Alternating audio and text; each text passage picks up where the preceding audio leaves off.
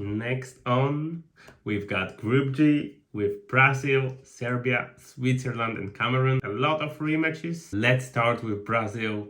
Clear favorites, one of the pretenders to win this World Cup, qualified from the first place above Argentina. They have 9 attacking players they take to this World Cup. Clearly, that shows they want to play open football with a lot of goals, with 5-time Champions League winner Casemiro and Fabinho in the midfield. It seems like the only weak point of this team is actually defensive formation. With later Marquinhos' injury, they will have to start with Thiago Silva, who's already 38 and he's not having himself a particularly good season at Chelsea. And on the sides, they probably will play with Danila and Alexandro, both Juventus players. As we know, Juventus have one of the worst seasons in the decades. Will they replicate from the club team to the national team? But both of these players actually playing more cautious and join offense less than the former players at this position like Marcelo or Dani Alves in his prime, who's actually included in this World Cup squad. Next on, we've got Serbia. They qualified to the World Cup from the first spot in the group ahead of the Portugal without any loss in the process. They promoted to the League A in Nation League. It seems like actually Serbia have a golden generation of players.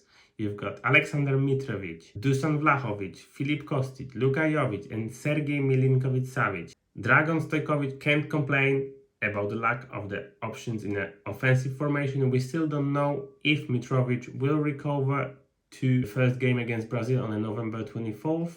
Serbian, who banked 43 goals last season in Championship and who's already scored 9 goals in Premier League this season. He's a very important link to this Serbian squad. The group is very interesting for me because, like I said before, they were all playing together except Cameroon in last World Cup. And I think there is a taste for revenge, especially for Serbia against Switzerland. We'll see. I think this time Serbia will make it to the knockout stage. I believe they could even go for Croatia type of run, like Croatia the last World Cup. And this is my second dark horse for this tournament. Next on, we've got Switzerland. They qualified from the first place above Italy, who later did not make it to the World Cup. They actually have a good display in the Nations League, beating Portugal home and Spain away.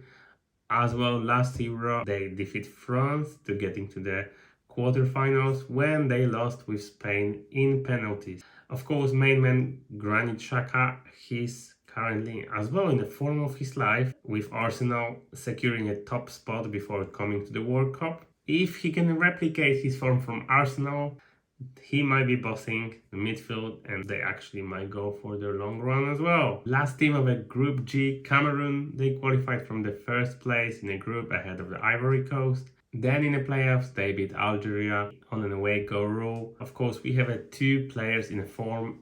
Eric Maxim Choupo-Moting in Bayern. After Lewandowski left Bayern, he's main striker and he's actually putting in good numbers.